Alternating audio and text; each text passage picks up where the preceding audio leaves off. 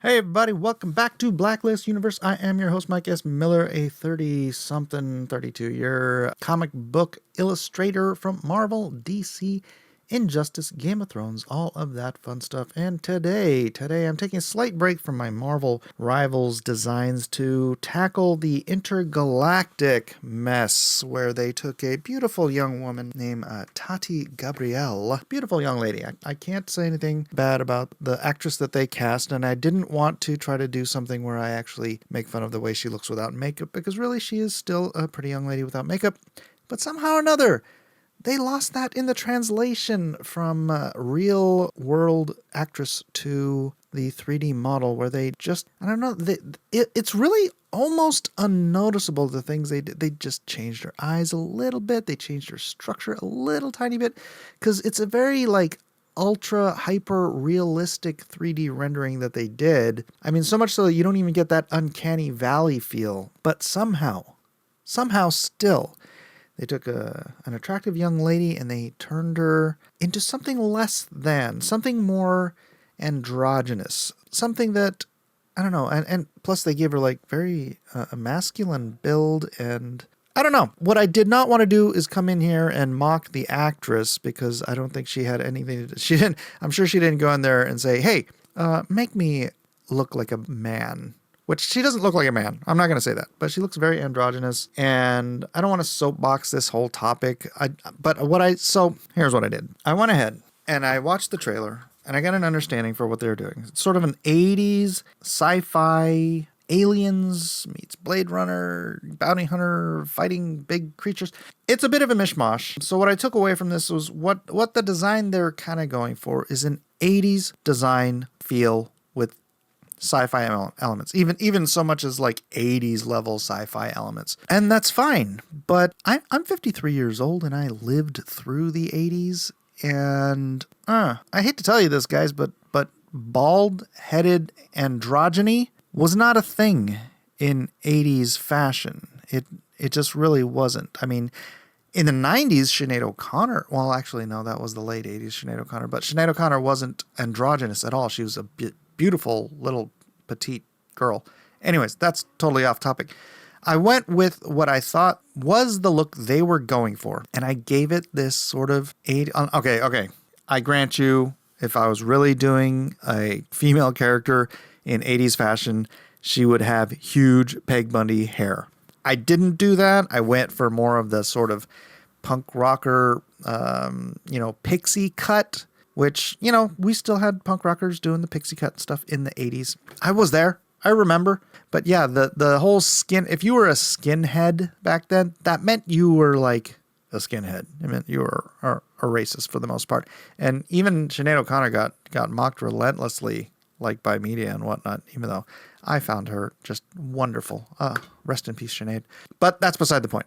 You'll really kind of see the stylizing I used here. I was trying to use the 80s, the big collars, the sort of, okay. If you see her midsection here, she's got those, it's not exactly, but it reminded me of Lisa from Weird Science, kind of the way she wore those.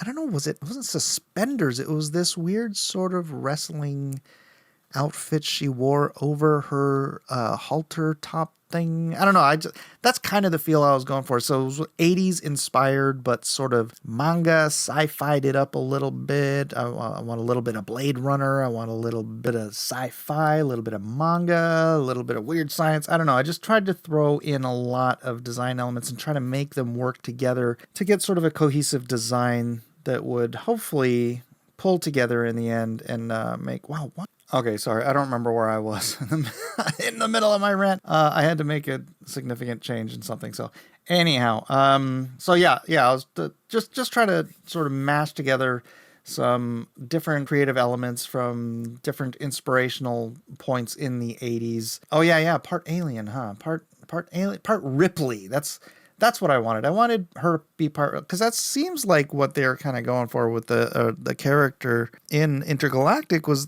they wanted to get away from the dolled up whatever, and so they I don't know. I think they went too far afield. If they were kind of going for the Ripley aesthetic, where she just wakes up, she's in her thing, she's, she doesn't have any makeup on, she's just very natural and just kind of I don't know, tomboy-ish, but, you know, she's got hair. Well, I mean, you know, she's still feminine. She's not really a tomboy. But here, like, they even took her natural lip color away. Like, you know how girls tend to have, like, slightly brighter, redder lips, even en natural, without lipstick or anything. They even took that away from the final model, and it almost makes her look dead, like a dead model. They reshaped her eyes, it even looked like, so they weren't, I don't know, naturally. I don't know what they did. I understand their whole concept is like beauty sucks. That seems to be the whole concept of the cultural Marxists. It's like, yes, we want to get rid of beauty. We don't want to have beauty standards. We don't want to have beautiful actors and actresses for people to look up to and want to be and try to, you know, better their lives and better their appearance and all that stuff. You want everyone to be equally poor, equally miserable, and equally ugly.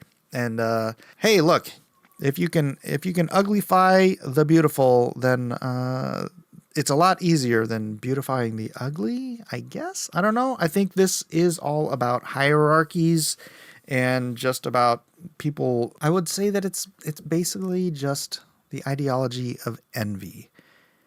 They want to tear everyone down because they have envy in their hearts for anyone who does or is or looks, appears better in any way.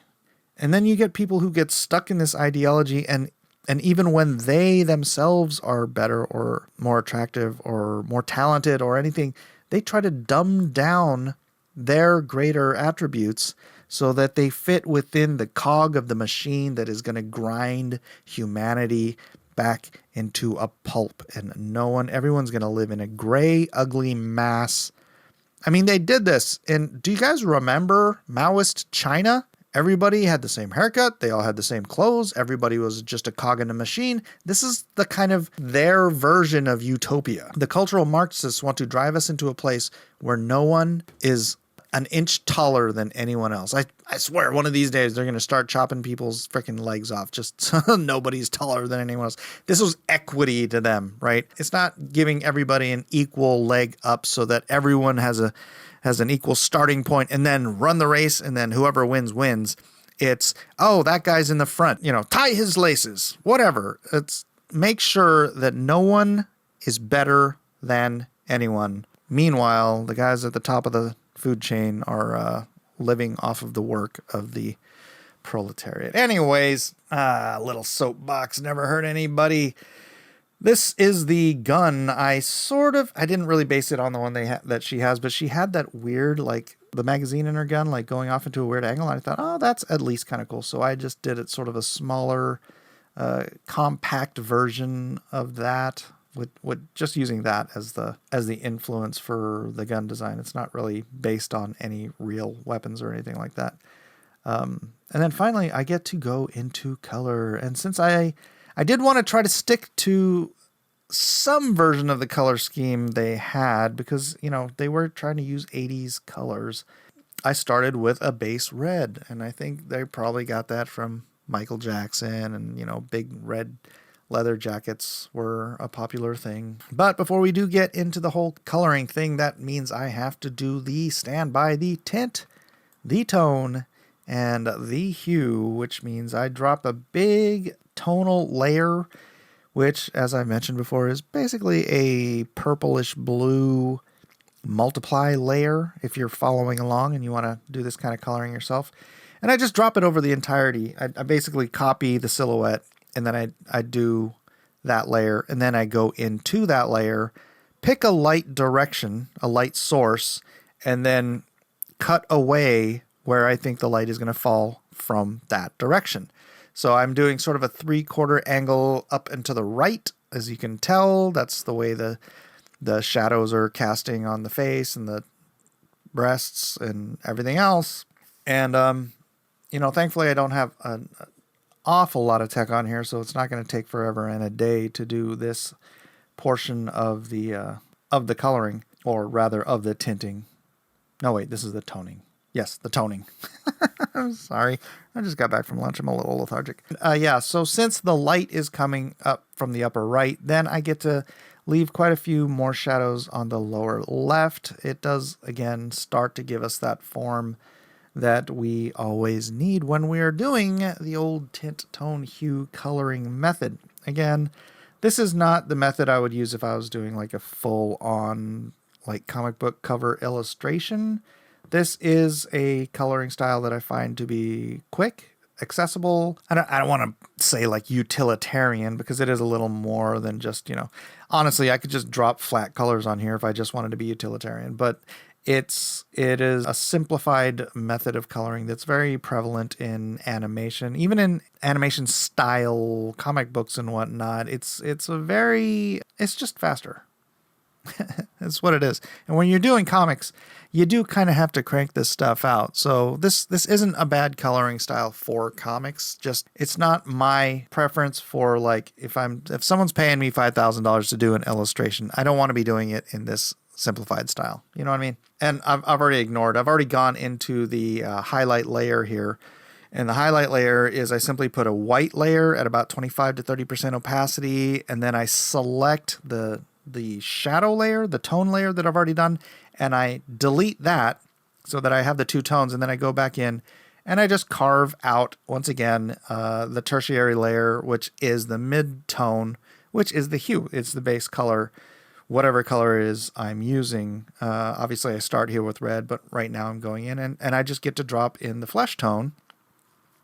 And then when you've already done all your tint, tone, and hue, it's like it kind of comes to life when you start adding the flatted colors, the flesh tones, and the other colors that you want to like start dabbing here and there. There's two things, because sometimes the multiply layer doesn't quite work with the color that you're using. Generally, it does. I'm trying to remember what colors. There are some colors that just don't quite work right with the purple, blue multiply layer, but it seems like they're all working here, so probably not even an issue. But sometimes you might want to like switch it up. Like say I selected out the color of the flesh tone areas. If I actually selected those out and I cut out the multiply layer and then I used something, what is that, the luminosity, right? It would give it, instead of that sort of like bluish hue, it would give it a warmer hue with the skin. And that might be something you want to do. So you can play with the different layer selections when you're messing with your tone layers. Not so much with your tint layers, because tint layers is if you're using white, it's going to be white. Anyway, my color choices for here, I'm using kind of an Ultraman. I love Ultraman. Japan Ultraman, right? So I'm using kind of an Ultraman color scheme for the leggings and everything. But then I wanted the jacket to be an Ultraman, very popular in the 80s in Japan, if you're Japanese, which I am. So there you go.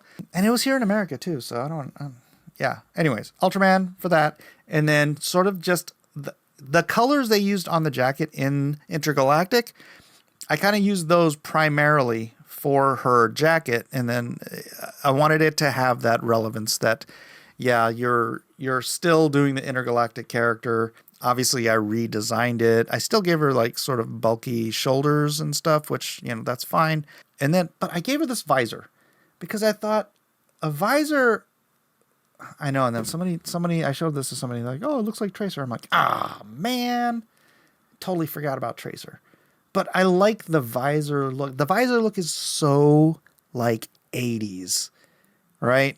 And then with the jacket and with the big shoulder pads and with the Lisa from Weird Science. I don't know. I think it really came together as a cool looking 80s pop space girl thing. And honestly, I mean, I would play this character, and I would probably much rather play this character than I'm so hesitant to insult the actress, because the actress is not some, uggo, but they just made her look so asexual. And I think that's kind of the thing. I think they're trying to lower the testosterone levels of the male viewers who are playing these games. It's like, what?